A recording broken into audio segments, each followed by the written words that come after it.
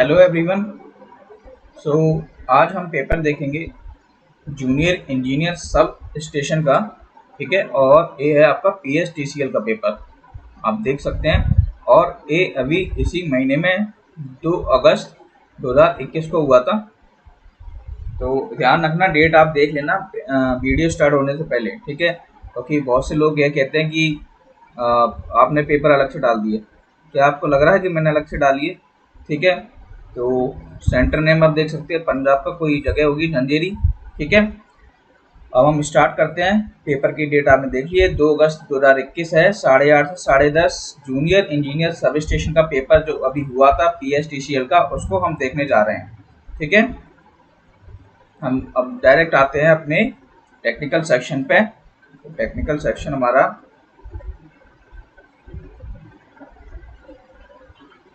Okay. So here we can start with the first question.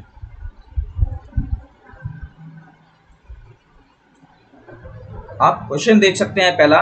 तो पहला question है कि a watt meter with a full scale range of 3000 watt has an error of plus minus 1% of true power.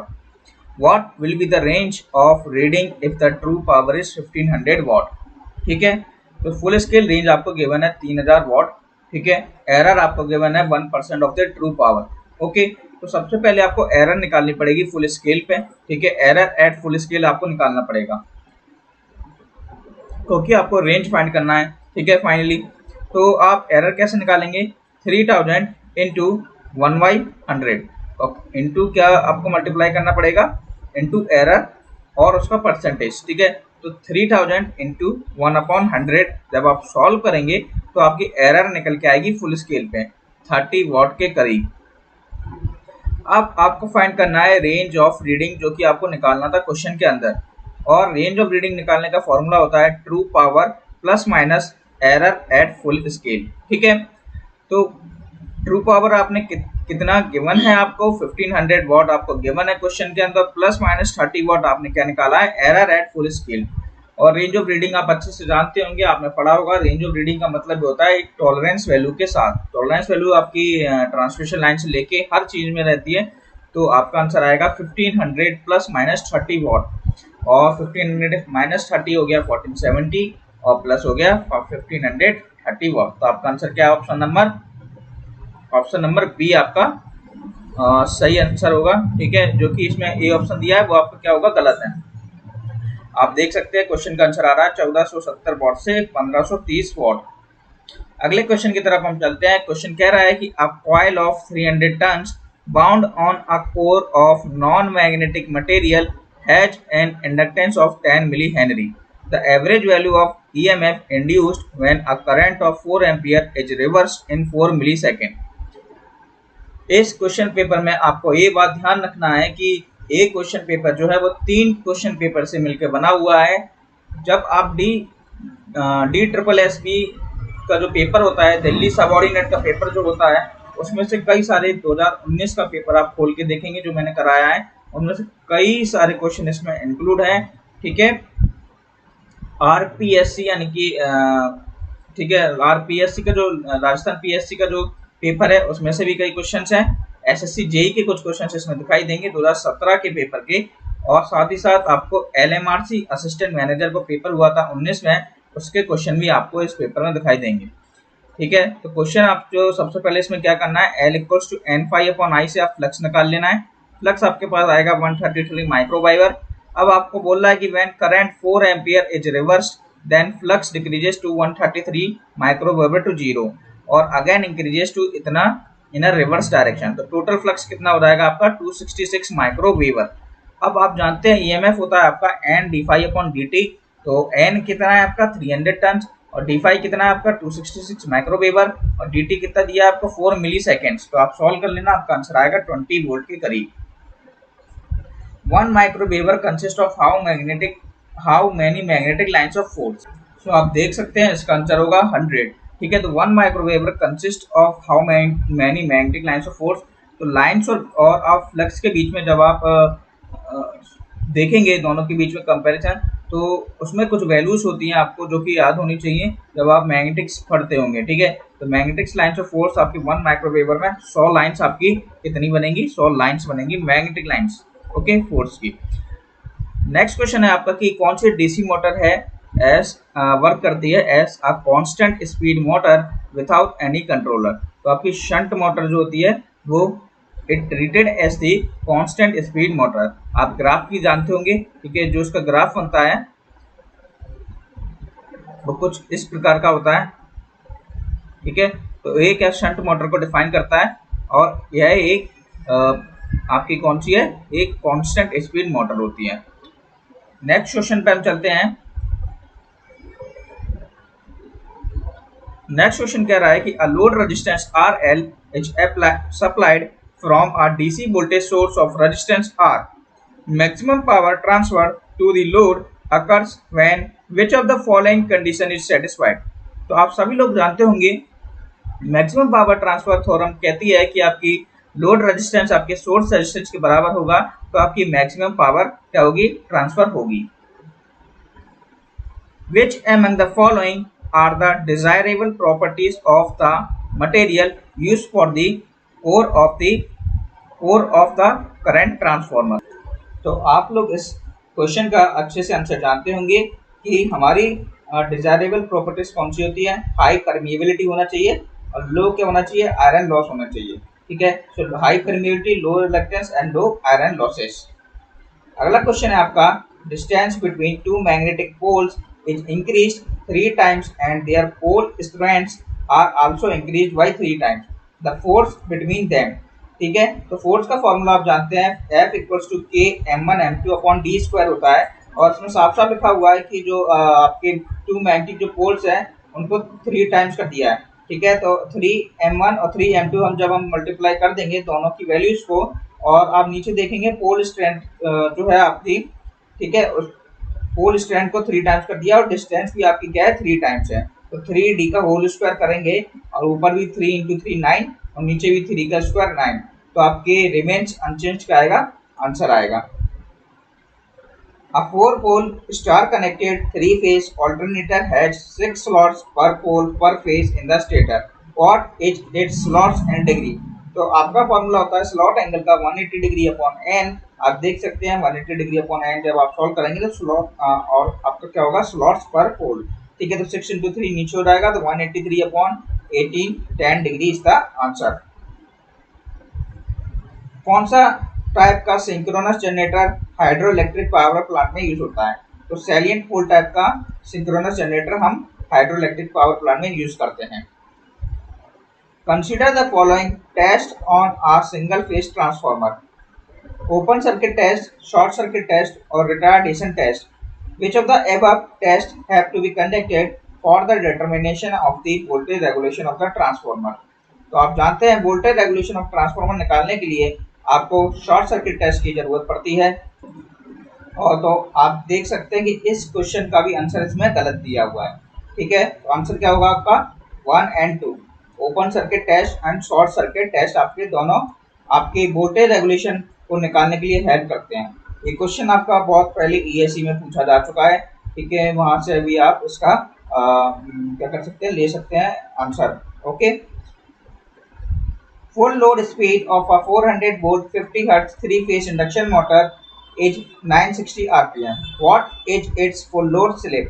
तो slip आप निकालना जानते हैं ns minus nr upon ns होता है, ठीक है। ns आपने निकाल लिया 120f अपॉन p। उसके बाद इस क्वेश्चन में कुछ बचा ही नहीं। नेक्स्ट क्वेश्चन है आपका voltage and current in a single phase AC circuit are given by. Voltage भी गिवन है और करंट भी आपको गिवन है, आपसे एक्टिव पावर की वैल्यू पूछी गई है, ठीक है। तो आप जानते हैं P equal to V I cos phi होता है। जब हम इसको मल्टीप्लाई करेंगे B इंटू आई तो 50 plus J20 into 20 plus J50 solve करने पे आपको 2000 प्लस 2900 J मिलेगा, ठीक है। तो 2000 आपकी क्या हो जाएगी, एक्टिव पावर हो जाएगी। और साथ ही साथ ये हम sorry S equal to V I लेंगे, टोटल पावर हम निकालेंगे और ये हमारी हो जाएगी एक्टिव पावर और ये हो जाएगी हमारी रिएक्टिव पावर, ठीक है।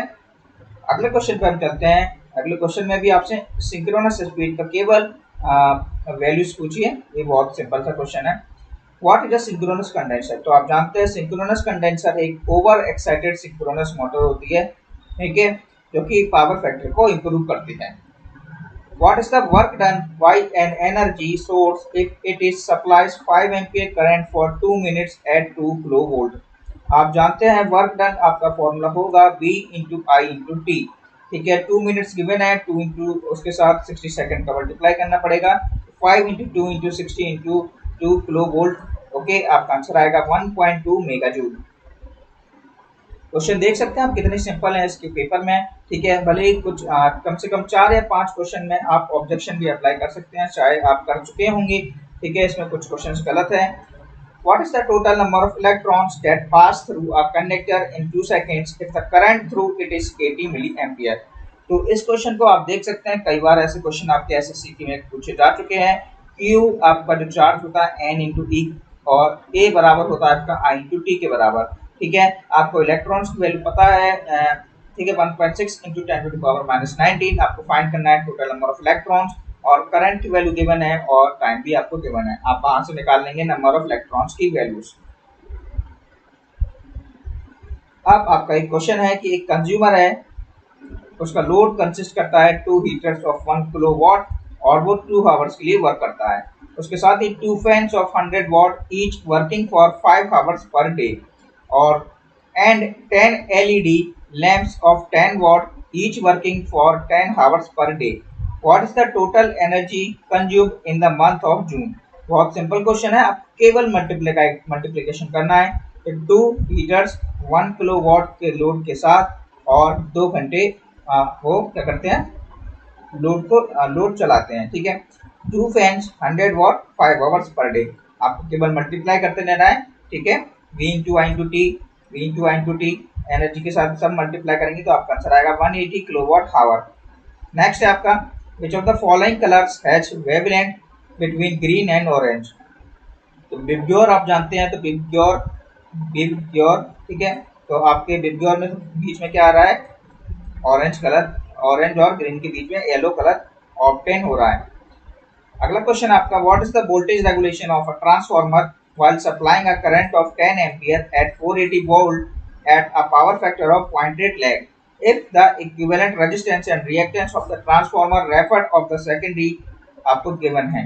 क्वेश्चन में आपसे वोल्टेज रेगुलेशन पूछ रहा है, रेजिस्टेंस और सेकेंडरी जो कि रेफर्ड वैल्यूज हैं, रिएक्टेंस और रेजिस्टेंस की वैल्यू आपको गिवन है। ठीक है, साथ ही साथ करंट और एक वोल्टेज आपको सप्लाई कर रहा है। अब फॉर्मूला होता है वोल्टेज रेगुलेशन का, I S R cos phi plus X sin phi upon V S into 100%। I S की वैल्यू आपको गिवन है, साथ ही साथ बी एस की वैल्यू भी गिवन है। आर आपको 0.6 गिवन है, कॉस फाई आपका 0.8 है और उसी प्रकार एक्स आपको 0.8 गिवन है, और कॉस फाई अगर 0.8 है तो साइन फाई निकालना आपको आपके बाएं हाथ का खेल है, वो क्या हो जाएगा आपका 0.6 हो जाएगा। आपका आंसर आएगा 2%। The deflecting torque produced in a moving iron instrument is related to the current through the operating coil in the following way। तो जो डिफ्लेक्टिंग टॉर्क होता है आपका मूविंग आयरन इंस्ट्रूमेंट में आपका प्रोपोर्शनल होता है deflecting torque. Okay, 1 second. So TD is directly proportional to the I square in the case of the moving iron instrument, or it has a non-uniform scale. Okay, you have to remember that thing also. Next question है आपका, two inductive coils which are very close to each other have a mutual inductance of 0.6 Henry. Current through one coil is increased from 1 ampere to 6 ampere in 0.03 seconds. The voltage induced, कुछ नहीं है question में, voltage आप जानते हैं M D upon D T, L D I upon D T, कुछ भी आप लिख सकते हैं। इधर म्यूचुअल इंडक्टेंस की वैल्यू आपको गिवन है, साथ ही साथ डी आई यानी कि 6 माइनस 1 यानी कि I2 माइनस I1 आप कर देंगे, और डी टी आपको गिवन है। ठीक है, 0.03। एक 8 किलोवाट का सिंगल फेज लोड है eight a power factor of 0.8 leading is supplied from a single phase AC supply. Reactive power आपसे पूछी है, कुछ बचा ही नहीं है इस क्वेश्चन में। P equal to V I cos phi से आप बी आई की वैल्यू आप फाइंड कर लेंगे, तो बी आई जैसे आपका निकल जाएगा। आप जानते हैं Q क्या होता है आपका, बी आई साइन फाई, तो बी आई और साइन फाई पुट कर देना है, आपका आंसर आ जाएगा 6 kVAR। In which power plant super heater are used? तो थर्मल पावर प्लांट में आपका सुपर हीटर यूज करते हैं। A copper wire is stretched so that the length is increased by 0.2%. What is the percentage change in the distance? जैसे आप जानते हैं are जो होता है आपका रो एल अपॉन ए होता है, ठीक है। जब आप उसको स्ट्रेच करते हैं तो ये 2 डेल्टा एल अपॉन एल बन जाता है। तो 2 delta R upon R, 2 delta L upon L आपका कन्वर्ट हो जाता है, ठीक है। तो आंसर 2 इंटू 0.2 जब आप करेंगे तो आपका आंसर कितना आएगा 0.4%। The volume of conductor material required in a transmission system is related to the transmission voltage and the power factor in the following fashion। तो जो वॉल्यूम होता है आपका कंडक्टर मटेरियल का, ये आपके इन्वर्सली प्रोपोर्शनल होता है स्क्वायर ऑफ ट्रांसमिशन वोल्टेज के, और इन्वर्सली प्रोपोर्शनल होता है आपके square of the power factor के, ठीक है। तो volume of the conductor is inversely proportional to the V square cos phi, ये आप जानते होंगे। तो इसीलिए क्वेश्चन में आपका volume of conductor inversely proportional to V square upon cos phi, V आपका क्या है वोल्टेज है, ठीक है, और पावर फैक्टर क्या आपका कॉस फाई को डिनोट करता है। अब हम अगले क्वेश्चन पे चलते हैं। A 10 volt source of internal resistance 10 ohm is to be connected to a load of 40 ohm through a transformer. For maximum power transformer, turns ratio of the transformer should be। तो जैसा आप जानते हैं कि maximum power transformer के लिए आपका जो सोर्स रेजिस्टेंस है वो रोड रेजिस्टेंस के बराबर हो जाता है, लेकिन इस केस क्या होता है जब टर्न्स रेशियो की बात करते हैं तो R L upon R S, R L upon R S N two square upon N one square हो जाता है, ठीक है। क्योंकि जब आप सॉल्व करते हैं तो जो टर्न्स रेशियो होते हैं वो आपके रूट के अंदर आते हैं। तो जब N one upon N two को आप जब सॉल्व करेंगे तो under root of R S upon R L आएगा। तो 10 अपॉन 40 जब आप अंडर रूट में रखेंगे तो आपका आंसर कितना आएगा 1 अपॉन 2। इसको आप आसानी से सॉल्व कर सकते हैं। Which of the following statement are true for a moving iron instrument? तो आप जानते हैं अच्छे से कि मूविंग आयरन इंस्ट्रूमेंट के लिए कौन सा स्टेटमेंट ट्रू है, आपसे पूछा गया है। तो it can be used in DC circuits, बिल्कुल सही है। आपके एसी और डीसी दोनों में आपका मूविंग आयरन यूज होता है। और moving iron is placed in the field of magnetic permanent magnet, ठीक है। The scale is non uniform, बिल्कुल सही बात है, स्केल आपकी नॉन यूनिफॉर्म होती है। आपने अभी देखा था कि इट इज थीटा आपके प्रोपोर्शनल के होता है आई स्क्वायर के। तो ओनली टू इधर ऑप्शन क्या है आपका गलत है, ठीक है। तो आपका पहला ऑप्शन इसमें होना चाहिए था it can not be used in DC circuit, ये गलत है क्योंकि डीसी सर्किट के लिए भी आप मूविंग आयरन को यूज करते हैं, ठीक है। स्केल इज नॉन यूनिफॉर्म, और इसमें ऑप्शन होना चाहिए था 2 और 3। लेमर्स कोसाइन लॉ अच्छे से जानते हैं, इसका इल्यूमिनेशन जो होता है आपके प्रोपोर्शनल होता है कॉस थीटा के। सो लेमर्ट कोसाइन लॉ का फॉर्मूला आप जानते होंगे, I equals to I naught cos theta upon R square, है ना। तो आपका फॉर्मूला होता है I equals to I naught cos theta upon R square, आपसे फॉर्मूला कभी कभी पूछ लेता है।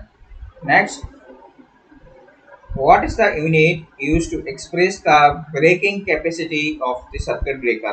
MVA रेटिंग आप जानते हैं अच्छे से, आंसर होगा MVA।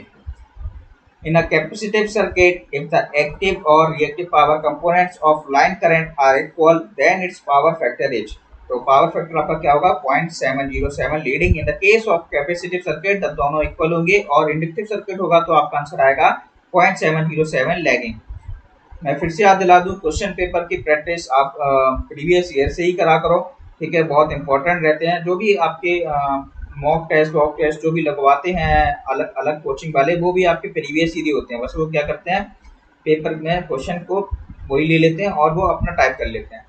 तो आप देख सकते हैं, अगर विश्वास नहीं है तो आप DSSB का पेपर जेई का जो 2019 का पेपर हमने सॉल्व किया था उसको देखना, आपको बहुत सारे क्वेश्चन इसमें से मिल जाएंगे। शुरू के क्वेश्चन देख लेना, आपको मिल जाएंगे। साथ ही साथ LMRC assistant manager SSC JE के क्वेश्चन भी आप देख सकते हैं 2017 के पेपर में से। अगला है, एक स्टार कनेक्टेड रजिस्टिव नेटवर्क है with 20 ohm in each phase is supplied with a 3-phase AC source of 400 volt. What is the total power consumed in the circuit? तो आप जानते हैं P इक्वल्स टू आपका B स्क्वायर अपॉन R होता है। 400 आपको given है तो 400 अपॉन 400 अपॉन 20 ओम, तो इसको जब आप सॉल्व कर लेंगे 2 to the 4 तो 4 to the 8 किलोवाट आपका क्या आएगा, आंसर आ जाएगा। What is the mechanical power developed by a three-phase induction motor when it is running at 5% slip if the power input to the rotor is 4000 watt? तो mechanical power developed का formula होता है Pg, ठीक है, input power into 1 minus S. Slip आपको given है, Pg भी आपको गिवन है। An industrial load has a pattern of 8000 kilowatt at 0.8 lag for 12 hours and 4000 kilowatt at unity power factor for 12 hours. Its load factor is, ठीक है। तो load factor का formula आप अच्छे से जानते होंगे, average upon total energy consume. तो एवरेज क्या है आपका 8000 इंटू 12 आवर्स के लिए, ठीक है, 4000 आपका 12 आवर्स के लिए, और 8000 इंटू 24 आपका क्या है, टोटल जो मैक्सिमम कंज्यूम हो रही है वो वाली एनर्जी कौन सी हो रही है, 8000 24 आवर्स के लिए, ठीक है। तो इस लोड फैक्टर को जब आप सॉल्व करेंगे आपका आंसर आएगा 0.75। If the length of the span between two level supports is increased by 20%, what will be its effect on sag? तो sag का फॉर्मूला होता है ओमेगा एल स्क्वायर अपॉन 80, ठीक है, डब्ल्यू एल स्क्वायर अपॉन 80, ठीक है। तो sag इंक्रीज कितना हो जाएगा 44%, क्योंकि 20 का स्क्वायर जब आप करेंगे तो कितना आता है, ठीक है, 400, ठीक है। तो 400 वहां से जब आप सॉल्व करेंगे इसका मल्टीप्लीकेशन करके तो 44% आपका क्या हो जाएगा, इंक्रीजमेंट हो जाएगा। मैग्नेटाइजिंग फोर्स की यूनिट आपसे पूछी गई है, ठीक है। एक 1000 वोल्ट का सिंगल फेज ऑल्टरनेटर है, has a negligible armature resistance and a synchronous reactance of 5 ohm. What is its voltage regulation at 100 ampere at 0.8 leading power factor, ठीक है। तो मैंने इस ई की वैल्यू को सॉल्व नहीं किया है, ठीक है, इस ई की वैल्यू आप सॉल्व कर लेंगे। आप बाकी का फॉर्मूला बिल्कुल सेम है, आपको वोल्टेज रेगुलेशन का फॉर्मूला होता है E minus V upon V, ठीक है। E की वैल्यू आपको फाइंड करनी होगी b cos five plus I A R A का whole square plus b sine five minus I A X का होल स्क्वायर। देखिए b की वैल्यू 1000 गिवन है, cos फाइव आपको 0.8 गिवन है, आर्मेचर करंट आई ए की वैल्यू भी आपको 100 एम्पियर गिवन है। क्वेश्चन में आपको नहीं दिख रही हो तो मैं इसको रब कर देता हूँ थोड़ा, ये रहा आपका 100 एम्पियर, ठीक है। और आर ए की वैल्यू भी आपकी कितनी है, 5 ओम की दी हुई है, ठीक है। तो क्योंकि रेजिस्टेंस और रिएक्टेंस की वैल्यू सेम है 5 ओम, ठीक है। इसको जब आप फॉर्मूले में रख देंगे तो आपको ई की वैल्यू मिल जाएगी और फॉर्मूले में पुट कर देना, आपका आंसर आ जाएगा। बी की जगह आपको क्या रखना है, 1000 वोल्ट। अगला क्वेश्चन देख सकते हैं, दोबारा से एक आपका एनर्जी के ऊपर है। एक डोमेस्टिक लोड है, consist of 25 lamps of 100 what each, ठीक है। 5 फैंस हैं 60 वॉट के, 2 हीटर्स हैं 2 किलोवाट के। All the loads operating for 1 hour, 1 hour के लिए ऑपरेट हो रहे हैं। Energy consume is measured using an energy meter having a constant of 1500 revolutions per kilowatt hour. तो आपको एनर्जी मीटर का एक कांस्टेंट की वैल्यू दी हुई है और the number of revolutions recorded by the meter is 9750, ठीक है। देन द परसेंटेज एरर आपसे पूछा गया। क्वेश्चन बहुत बड़ा है, बहुत लोग घबरा गए होंगे, लेकिन देखिए क्वेश्चन में कुछ नहीं है, परसेंटेज एरर आप जानते हैं, ठीक है। Measured value minus true value upon true value, सबसे पहले आपको फॉर्मूला ध्यान रखना है, उससे आपका आसानी से सॉल्व हो जाएगा क्वेश्चन, ठीक है। घबराना नहीं है इस क्वेश्चन में। आपको करना क्या है, लैंप की एनर्जी निकालना है, ये आ गई, ठीक है। फिर आपको फैन की एनर्जी निकालना है, 5 इंटू 60 हो जाएगा। फिर आपको फैन को क्या हो गया, स्लो हो गया, ठीक है। फिर आपको निकालना है हीटर की वैल्यू, तो 2 हीटर्स हैं 2 किलोवाट के, तो 4000 वाट आ गया। टोटल कितना आ जाएगा 6.8 किलोवाट आवर, ठीक है। कांस्टेंट की वैल्यू आपको 1500 गिवन है। नंबर ऑफ रिवॉल्यूशन आप निकालना जानते हैं, कांस्टेंट का किससे मल्टीप्लाई करना पड़ेगा आपको, टोटल एनर्जी से, ठीक है। तो जो भी वैल्यू आएगी आपकी कितनी आएगी, ठीक है, आपकी जो भी वैल्यू आएगी आपको इधर पुट कर देना है, Pm minus ET upon ET, ठीक है। और साथ ही साथ आपको Em की वैल्यू कितनी गिवन है, 9750 देख सकते हैं आप। और number of revolution as per meter constant आएगा 10200, ठीक है। तो ये लगभग आप सॉल्व करने पे आएगा -4.6 या 7 के परसेंट तो आपको -4.41% है। आप थोड़ी कैलकुलेशन देख सकते हैं, ठीक है। Torque developed by a motor while running at 1000 rpm is 106 newton metre और शाफ्ट टॉर्क आपको गिवन है 100 newton metre. Then the iron and mechanical losses in watt. ये भी आपका DSSB का क्वेश्चन है, आप देख सकते हैं, आपको अगर याद होगा तो, ठीक है। तो लॉस आप कैसे निकालते हैं, आप लॉस निकालना जानते हैं अच्छे से, developed torque minus shaft torque होता है, ठीक है, वही हमने किया है। डेवलप्ड टॉर्क आपका कितना था, 106 माइनस शाफ्ट टॉर्क, ठीक है। और पावर लॉस का फॉर्मूला होता है टॉर्क इनटू ओमेगा। पावर क्या होती है आपकी, टॉर्क इनटू ओमेगा, ठीक है। ओमेगा क्या होता है आपका 2 पाई ns/60। 2 wattmeters are used to measure three-phase power in a balanced star-connected load. One of the wattmeters shows zero reading with normal connection. The reason for that, आप जानते हैं इसका रीजन क्या होगा। अगर एक वैल्यू आपकी जीरो रीड कर रही है तो आप फॉर्मूले में जैसे आप पुट करते हैं वैसे तो आपको ध्यान होना चाहिए cos3, ठीक है, tan inverse √3 W1 minus W2 upon W1 plus W2। ये आपका क्या होता है, फॉर्मूला होता है, ठीक है। इसमें आप पुट करेंगे जब आप W1 की वैल्यू 0 तो आपका आंसर कितना आएगा 0.5। Anderson bridge can be used to determine the unknown inductance in terms of known capacitance and resistance. Energy produced in a power station is 2400 megawatt hour per day. What is the maximum demand of the station if its load factor is 0.5? तो maximum demand का formula होता है आपका जो energy produced है upon that energy produce upon load factor, ठीक है। और लोड फैक्टर आपको पर डे के हिसाब से निकालना है, इसीलिए 24 का मल्टीप्लिकेशन आपको करना पड़ेगा। तो 2400 अपॉन 0.5 इंटू 24 आपका क्या होगा, आंसर होगा। Next, surge impedance loading of a lossless 200 kV 3 phase 50 hertz overhead line of average surge impedance of 400 ओम। तो सर्ज इम्पीडेंस लोडिंग का फॉर्मूला होता है B² अपॉन ZS। B² क्या आपका 200 kV और ZS कितना है आपका 400 ओम। Which of the following effect is responsible for the production of light in an electric discharge lamp? आप जानते हैं आयनाइजेशन, किसी भी गैस और वेपर का आयनाइजेशन क्या है आपका रिस्पॉन्सिबल फैक्टर है लाइट के जलने के लिए। दो रजिस्टर हैं 50 और 10 ओम के, पैरेलल में कनेक्टेड हैं डीसी सप्लाई के अक्रॉस। If the power consumed by 10 ohm resistor is 1000 watt, what is the total power consumed in the circuit. तो आप देख सकते हैं कि 10 ओम के अक्रॉस 1000 वाट दिया है, तो P क्या होता है B² अपॉन R। वहाँ से आप क्या निकाल लेंगे, वोल्टेज की वैल्यू, और वोल्टेज की वैल्यू जैसे हम निकाल लेंगे 5 ओम के अक्रॉस भी आप क्या फाइंड कर पाएंगे, पावर, ठीक है। जैसे 5 ओम और 10 ओम के अक्रॉस पावर आप निकाल लेंगे तो टोटल पावर निकालने में आपको बहुत आसानी होगी, जो कि 3 किलोवाट आपका आंसर आएगा।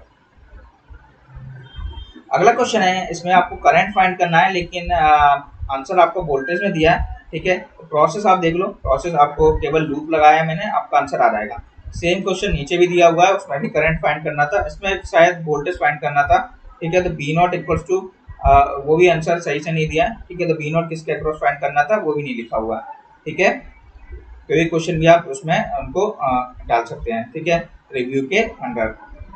Surge tank and penstock आप अच्छे से जानते हैं, हाइड्रो इलेक्ट्रिक पावर प्लांट के पार्ट हैं। ऑटो ट्रांसफार्मर की एक ही वाइंडिंग होती है, इसीलिए हम ऑटो ट्रांसफार्मर को बनाते हैं कि 2 वाइंडिंग ट्रांसफार्मर को एक सिंगल वाइंडिंग में कन्वर्ट किया जाए। What is the illumination directly below the lamp at a working plane which is 3 metre below the lamp if the lamp has a MSCP of 900, ठीक है। तो अभी हमने देखा था इल्यूमिनेशन का फॉर्मूला लैम्बर्ट कोसाइन लॉस की हेल्प से, तो I cos theta upon R² होता है। इल्यूमिनेशन आपको गिवन है इसमें, ठीक है, लैंप की 900 और डिस्टेंस आपको 3 मीटर गिवन है, ठीक है। कॉस थीटा जब डायरेक्टली लैंप पे पड़ेगी तो कॉस थीटा आपकी यूनिटी होगी, तो 1, इसलिए कॉस थीटा को मैंने रखा है। 100 लक्स आपका क्या होगा answer. What is the magnetic field strength required to reduce a flux density of 1 milliweber per metre square in air. तो एयर में, ठीक है, कितनी मैग्नेटिक फील्ड स्ट्रेंथ रिक्वायर होती है 1 milliweber per metre square flux density को produce करने में, तो 800 एम्पियर टर्न्स पर मीटर की वैल्यू रिक्वायर्ड होती है। अगला है कि कौन सा डिस्ट्रीब्यूशन सिस्टम है जिसको हम इलेक्ट्रिक पावर को डिस्पेंस करने के लिए रेजिडेंशियल एरियाज में यूज करते हैं। तो 3 फेज 4 वायर सिस्टम को हम यूज करते हैं। आप देखिए अगला क्वेश्चन आपसे मीन स्फेरिकल कैंडल पावर की वैल्यू आपसे पूछी गई है और फॉर्मूला होता है मीन स्फेरिकल कैंडल पावर का टोटल ल्यूमेंस अपॉन 4 पाई। अब ऐसे क्वेश्चन आपको कहाँ मिलेंगे? तो आपको अच्छे से पता होगा एसएससी जेईई के पेपर में आपको ऐसे क्वेश्चन देखने को मिलते हैं, भरपूर तरीके से भरे पड़े हुए। ठीक है, इल्यूमिनेशन चैप्टर से। What is the purpose of using a current transformer in a power system? तो आप जानते हैं करंट ट्रांसफार्मर का यूज होता है step down the current for the measurement. How many number of wattmeters required to measure the total power in an unbalanced 3-phase 4-wire star connected load? तो answer होगा 3। ठीक है, अगर 3 फेज 3 वायर बोलता तो आपका आंसर होता 2। ठीक है, in a DC 2 wire feeder the voltage drop per wire is 3%, the transmission efficiency of the feeder। आपको ध्यान रखना पड़ेगा ट्रांसमिशन एफिशिएंसी, और जब आपको फीडर का वोल्टेज ड्रॉप आपको गिवन होता है तो आपका फॉर्मूला होता है efficiency equals to 1 minus I R upon B, और यह आई आर अपॉन बी आपका पूरा ड्रॉप है। ठीक है, तो ड्रॉप कैसा है कि जिसका मल्टीप्लिकेशन आपको 2 टाइम्स करना पड़ेगा। ठीक है, इस वोल्टेज ड्रॉप के परसेंटेज से। तो 1 माइनस 2 इंटू 3 जब आप करेंगे, ठीक है, और उसका परसेंटेज लेंगे तो 94% आपका कितना आएगा? आंसर आएगा, क्योंकि 2 इंटू 3 6 हो जाएगा, 100 माइनस 6 आपका कितना होता है? 94। देखिए ये रहा वो क्वेश्चन जिसमें करंट फाइंड करना था, और आंसर है आपका 0.1 एम्पियर, और वहां पे मेरा आंसर क्या आया था? 1.1/10 यानी कि 0.1 एम्पियर। अगला क्वेश्चन है the current drawn by a DC series motor is increase from 2 to 4 ampere. ठीक है, neglect saturation, what is the torque produced in terms of initial torque. अब आप इस क्वेश्चन को देखेंगे तो आपको ध्यान आ रहा होगा कि जो DFCCIL के पेपर लगा रहा होगा उसमें एक क्वेश्चन सेम पूछा गया है। ठीक है, उसमें केवल डीसी सीरीज मोटर की जो 2 से 4 एम्पियर वैल्यू दी है वो वैल्यूज कुछ अलग होंगी। ठीक है, अब डीसी सीरीज मोटर है तो टॉर्क आपका आर्मेचर करंट स्क्वायर के प्रोपोर्शनल होता है, और फॉर्मूला हम जानते हैं T1/T2। जब रेशियो प्रोपोर्शनल हम लगाएंगे तो it is equals to I1/I2 का होल स्क्वायर। I1 आपको 2 गिवन है, I2 की वैल्यू 4 गिवन है, 2/4 स्क्वायर, T1/T2 1/4, और T2 आपका आएगा 4 टाइम्स ऑफ T1। अब परमानेंट PMMC कोई भी जानता है डीसी के लिए यूज होते हैं। ठीक है, अगला क्वेश्चन है कि आपसे पावर लॉस की वैल्यू पूछी है और वोल्टेज ड्रॉप आपको निकालना है 2 ओम के अक्रॉस। मैं सबसे पहले क्या करूंगा? टोटल करंट निकाल लूंगा जो कि V/R होता है। V कितना है आपका? 20 वोल्ट, और रेजिस्टेंस कितना है आपका? 2 + 3 5 ओम। ठीक है, तो करंट आपका आएगा 4 एम्पियर। अब आपको पावर निकालना है 2 ओम के अक्रॉस, तो I²R1। ठीक है, और वोल्टेज क्या होता है? I/R। तो कुछ तक सिंपल सा क्वेश्चन है इसमें। ठीक है, अगला है for a 3 phase induction motor the ratio of mechanical power developed to the air gap power is given in terms of slip. अभी हमने देखा था कि mechanical power developed Pg into 1 - S होता है, तो PMD equals to Pg into 1 - S। 1 - S का क्या आएगा? फैक्टर आएगा। ये लास्ट क्वेश्चन है which among the options is voltage source equivalent of the practical current source shown below। अब 10 एम्पियर पैरेलल है आपके 5 ओम के। ठीक है, इसको जब आप कन्वर्ट करेंगे, ठीक है, तो आप जानते हैं कि जब वोल्टेज सोर्स में कन्वर्ट करेंगे तो सीरीज में क्या हो जाएगा? 5 ओम का रजिस्टर, और B equals to I R की हेल्प से 10 इंटू 5 50 वोल्ट क्या हो जाएगा? आपका वोल्टेज सोर्स हो जाएगा, और सीरीज में क्या हो जाएगा? 5 ओम का रजिस्टर। इसके कोई बताने का वो नहीं है, बहुत ही सिंपल से क्वेश्चन है, इस पेपर में पूछे गए थे आपसे। इनकी प्रैक्टिस आप लगाते रहिए, भले आप पुराने पेपर भी देख सकते हैं जैसे मैंने आपको बताया इस पेपर में पूरे के DSSB और LMRC, ठीक है, RPSC, DFCCIL, SSC JEE, यानी कि कितने सारे प्रीवियस ईयर क्वेश्चनों पेपर से आपके नए क्वेश्चन पेपर में जो आपके अपकमिंग एग्जाम्स हैं उसी में प्रीवियस ईयर के क्वेश्चन ही आते हुए हैं। तो BL थरेजा की बुक लगाते रहिए, वहाँ से भी क्वेश्चन उठाया हुआ है। साथ ही साथ विथ पब्लिकेशन की बुक आप लगा ही रहे होंगे, प्रीवियस ईयर के क्वेश्चन लगा ही रहे होंगे। प्रैक्टिस करते रहिए और अपने आप को मजबूत बनाते रहिए।